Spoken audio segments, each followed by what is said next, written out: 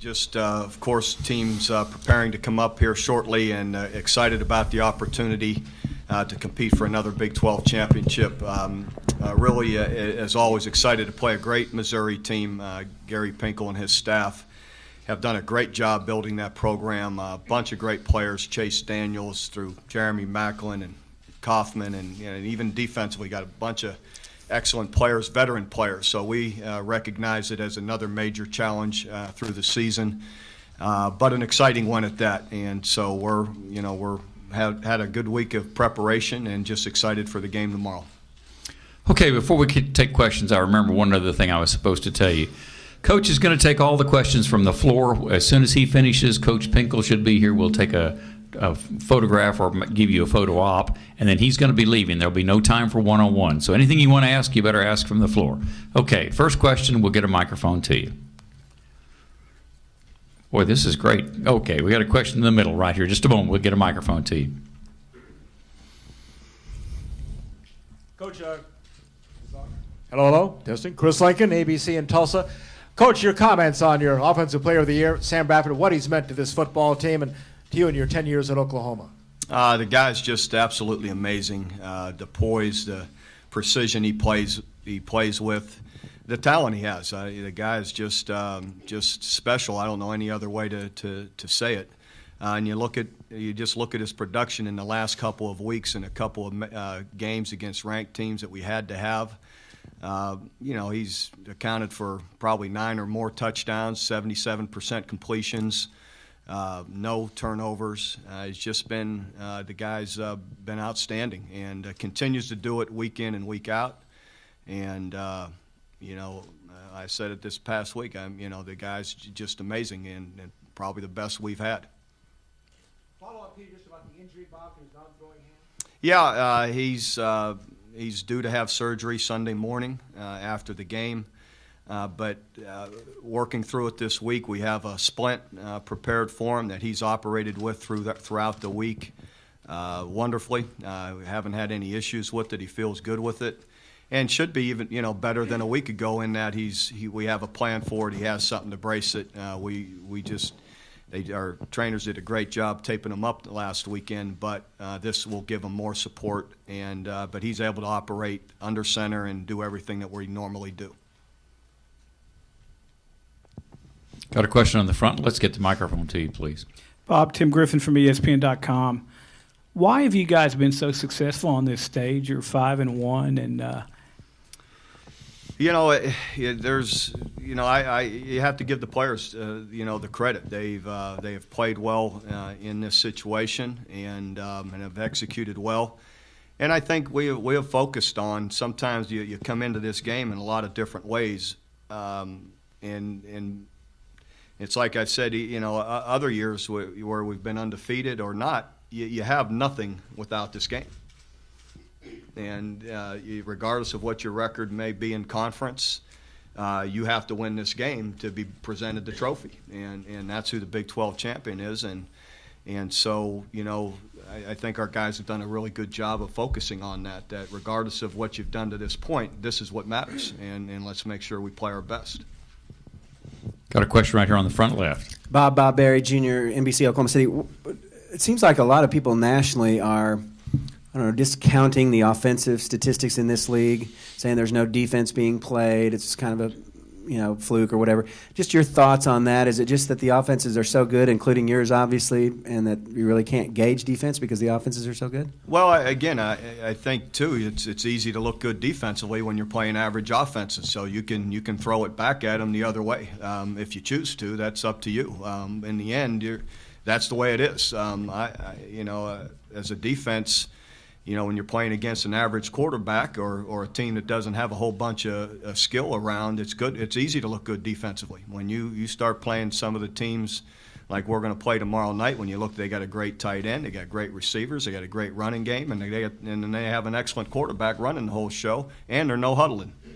And so it all adds up. And the skill in this league, again, everybody's got their opinion, but hey, again, it's. Which is it? Is it the offense, or it's pretty easy to look good defensively when you're playing average offenses? Coach, Dan O'Neill of the St. Louis Post-Dispatch. You guys have a terrific plus-minus ratio with turnovers. Can you just talk about how much you emphasize that and maybe how big a part of that is what you do? It's a major part in really being successful. It is something that we constantly, talk about, focus on. We want to take the ball away defensively, and we've done that, really well this year. We've forced a lot of turnovers, and then offensively, we've taken great pride in really being secure with the football. And I appreciate our players, just attention to that because it makes a difference. And we've been very responsible with the football. Question midway back in the middle. Kurt Bowles from the Austin American. One, Bob, I wonder if any planes have been flying around your house this week at all. And two, if it turned out it was a Texas OU rematch in the BCS championship game, how would you feel about it? I'd be fine with whatever, as long as we had a chance to be in it. We'll play whoever. That's always our attitude. And in the end, I haven't seen any planes, but I've heard about some. So, our Oklahoma people can fly planes too, I'm sure. So you could think of whatever banners you want to put on them. Question to the front right. Yeah, Bob, John Hoover, Tulsa World. Austin English's status for this game? He's practiced more and more all the way through the week. So we're optimistic that that Austin will be able to give us maybe anywhere 20 to 25 snaps, something like that. But we'll see. We just want to make sure that he feels good about it tomorrow, or that as he goes in there that he's comfortable. How's his condition? Oh, it'll be fine for 25, 30 snaps. Austin stays in pretty good shape. On the aisle about halfway back. Coach, Lance. Why don't you turn it? Make sure it's turned on. All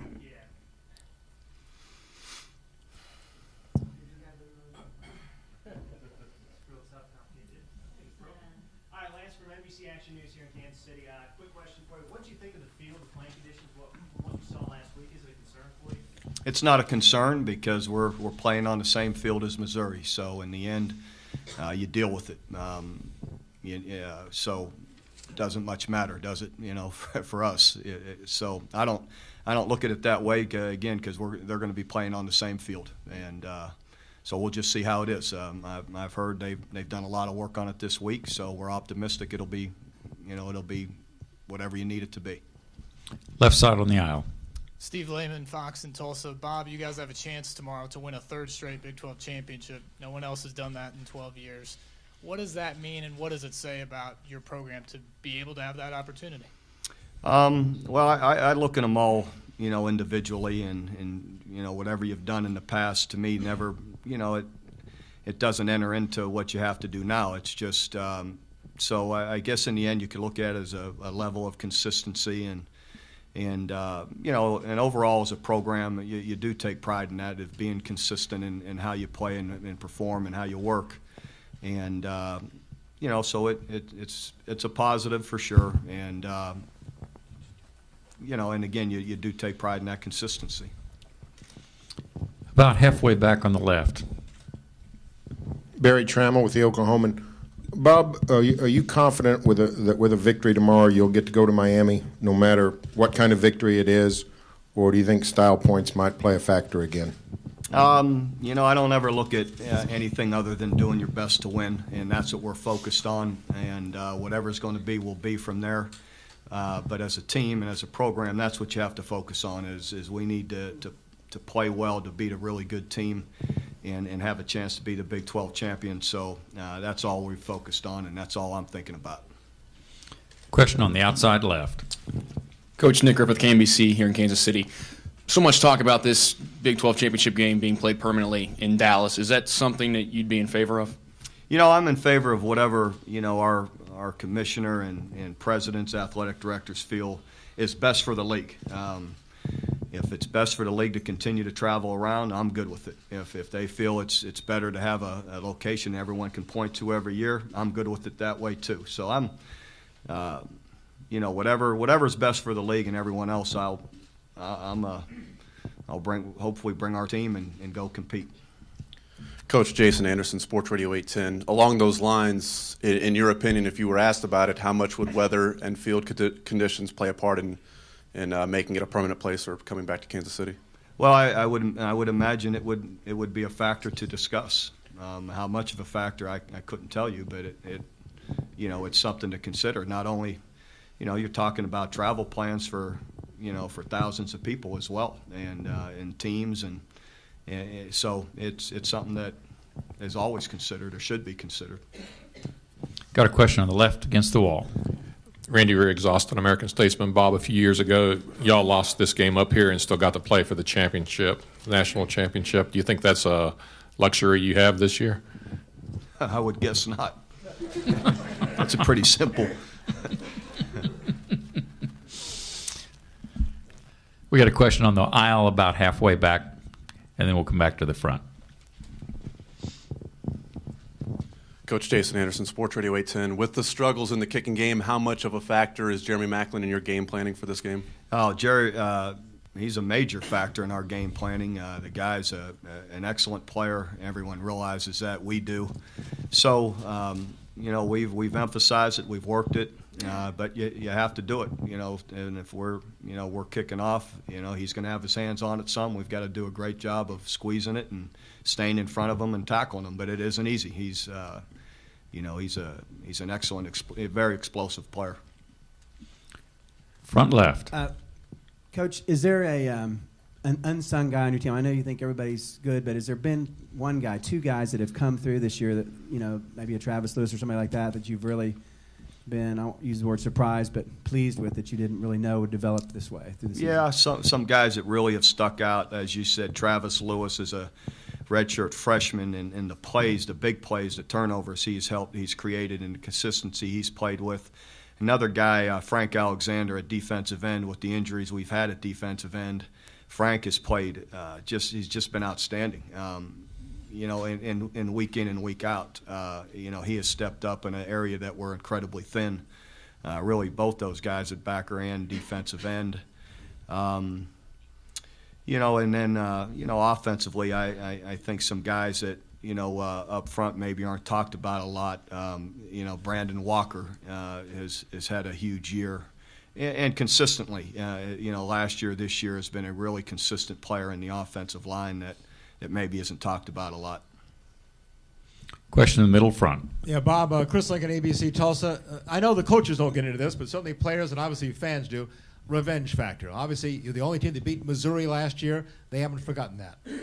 Yeah, but in the end, we're both after a championship. As I said, none of us have anything until tomorrow night around 11:30, 11:45. They're going to hand out a trophy. So.